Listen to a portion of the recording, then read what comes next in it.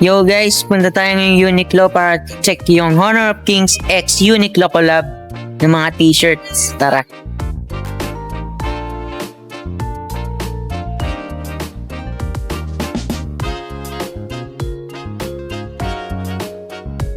Yo mga bro, pinadalan pala tayo ng Honor of Kings ng t-shirt X Uniqlo collab.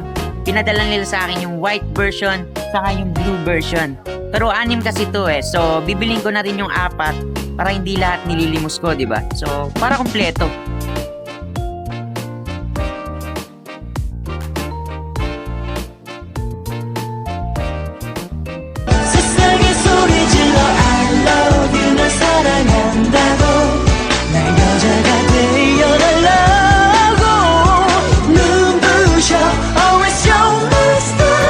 Ayun lang mga balahura, hanggang sa susunod nating pagkikita, paalam!